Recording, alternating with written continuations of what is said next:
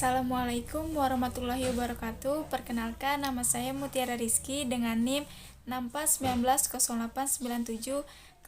Nama saya Maulida Isnaini, NIM 64190939. Saya Dewi Yulia Susanti dengan NIM 64190711. Nama saya Prihartini. Nama saya Mutia Putri Ningrum, NIM saya 64190870. Saya dari kelompok 1, tugas mata kuliah pengembangan dan pelatihan sumber daya manusia. Saya dan rekan-rekan saya akan mempresentasikan mengenai analisa sumber daya manusia. Di sini saya akan menjelaskan definisi manajemen sumber daya manusia menurut Panggabean, yaitu suatu proses yang terdiri dari perencanaan, pengorganisasian, kepemimpinan, dan pengendalian kegiatan-kegiatan yang berkaitan dengan analisis pekerjaan, pengadaan pengembangan, promosi, kompensasi, dan pemutus hubungan kerja guna mencapai tujuan yang ditetapkan. Identifikasi kategori sumber daya manusia adalah pelatihan maupun pengembangan karyawan. Keduanya memberikan pengetahuan praktis untuk menambah kapabilitas karyawan, meningkatkan kinerja karyawan, dan membantu karyawan mengurangi kesalahan dalam bekerja. Keduanya pun dapat diterapkan kepada karyawan yang sudah berpengalaman dalam bekerja maupun karyawan baru. Identifikasi kategori sumber daya manusia dibagi menjadi dua. Yang pertama, pelatihan karyawan. Pelatihan karyawan lebih dimaksudkan untuk meningkatkan penguasaan keahlian karyawan atas pekerjaan tertentu dan yang dia lakukan saat ini. Yang kedua, yaitu pengembangan karyawan. Pengembangan karyawan lebih pada penyiapan dirinya untuk menguasai keahlian baru, karena akan menanggung pekerjaan berbeda dan biasanya menuntut tanggung jawab yang besar. Tujuan pelatihan dan pengembangan karyawan. Yang pertama itu meningkatkan produktivitas. Salah satu cara untuk meningkatkan produktivitas perusahaan adalah dengan memanfaatkan teknologi. Nah, kita tahu teknologi berkembang sangat pesat ya. Jadi pelatihan dan pengembangan karyawan dalam hal penguasaan teknologi dapat membantu mereka mengejar perkembangan yang lebih cepat. Yang kedua itu ada memperbaiki kualitas. Nah, ini juga membantu mereka memberikan layanan atau menghasilkan produk yang lebih baik. Yang ketiga ini ada meningkatkan retensi karyawan. Perusahaan akan berkembang baik jika mempertahankan karyawan-karyawannya dalam waktu cukup lama. Nah, yang keempat ini ada transfer keahlian dan kaderisasi. Karyawan pada suatu saat nanti akan ada masa pensiun atau usia pensiun.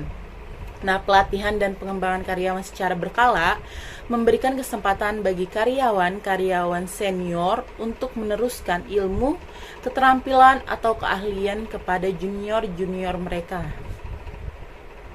Selanjutnya ada 3 tantangan yang dihadapi HR SDM. Yang pertama itu ada tantangan global. Untuk dapat menghadapi tantangan global tersebut, biasanya para pelaku bisnis harus mengembangkan pasar global. Dia juga bisa menggunakan praktek-praktek bisnis mereka untuk meningkatkan kemampuan berkompetisi secara global dan menyiapkan karyawan untuk penugasan-penugasan internasional secara lebih baik. Yang kedua, ada tantangan memenuhi kebutuhan stakeholder. Keefektifan dan kemampuan bersaing perusahaan juga ditentukan oleh apakah dapat memuaskan kebutuhan stakeholder. Stakeholder itu meliputi yang pertama itu ada pemegang saham, yang kedua ada pelanggan, dan yang ketiga karyawan. Nah, tantangan yang ketiga ini adalah tantangan sistem kerja bertenaga tinggi. Bagi perusahaan di negara-negara maju, mereka telah belajar memanfaatkan bakat dan keahlian karyawan serta teknologi baru yang lebih baik, sehingga tantangan yang mereka hadapi adalah bagaimana mengintegrasikan teknologi dan struktur untuk mencapai keunggulan kompetitif. Peran utama manajemen SDM yang sedang berubah. Latih, pantau, dan beri masukan. Kedua belah pihak sebaiknya secara teratur menyelaraskan apakah sudah sesuai dengan tujuan atau objektif. Perusahaan memberikan kesempatan kepada karyawan untuk bertanya dan mendapatkan bimbingan untuk menghadapi hambatan. Perusahaan memberikan masukan secara teratur untuk memastikan berada di jalur yang benar dan menghadapi masalah yang muncul. Selanjutnya, tujuan penerapan manajemen sumber daya manusia. Yang pertama, menghasilkan sumber daya manusia yang terampil, bermotivasi tinggi, serta dapat dipercaya untuk menjalankan tugas organisasi. Yang kedua, melakukan peningkatan kualitas sumber daya manusia secara berkala melalui sistem kerja yang efektif. Ketiga, mewujudkan lingkungan kerja yang kondusif dan mendukung produktivitas kerja karyawan. Yang keempat, menyeimbangkan kepentingan tenaga kerja dan organisasi. Saya akan melanjutkan materi tujuan penerapan sumber daya manusia. Yang kelima, memberikan penghargaan atas semua prestasi kinerja sumber daya manusia. Yang keenam, meningkatkan kesejahteraan tenaga kerja baik secara jasmani maupun rohani.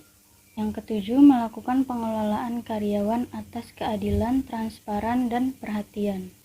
Yang kedelapan, memberikan kesempatan yang sama bagi karyawan untuk bekerja dan menyelesaikan pekerjaannya. Yang terakhir, mengakomodir perbedaan kebutuhan individu dalam mengeluarkan pendapat. Selanjutnya ada isu-isu etis yang mempengaruhi manajemen sumber daya manusia. Yang pertama, terbatasnya sumber daya manusia dengan skill tertentu. Perusahaan memerlukan sumber daya manusia yang benar-benar mumpuni demi kemajuan bisnisnya, yang dimana jumlahnya sangatlah terbatas. Hal ini menyebabkan suatu perusahaan harus bersaing dengan perusahaan yang lainnya demi mendapatkan sumber daya manusia tersebut. Yang kedua, retensi sumber daya manusia. Ini adalah bagaimana caranya perusahaan memanfaatkan sumber daya yang ada dengan tidak membuang atau menyia-nyiakannya. Yang ketiga, pengembangan sumber daya manusia. Pengembangan ini dapat dilakukan dengan cara meningkatkan skill tertentu atau membuat mereka mempelajari hal baru sehingga menjadikannya pribadi multitalenta yang siap sedia kapanpun perusahaan memerlukannya. Yang keempat, perkembangan teknologi. Perkembangan teknologi sangat diperlukan oleh perusahaan karena akan memudahkan dalam segala aspek. Dan yang terakhir ada pengembangan desain organisasi yang baru. Karena adanya perubahan zaman yang semakin modern, sehingga perusahaan harus menciptakan pengembangan desain organisasi yang sesuai dan tepat.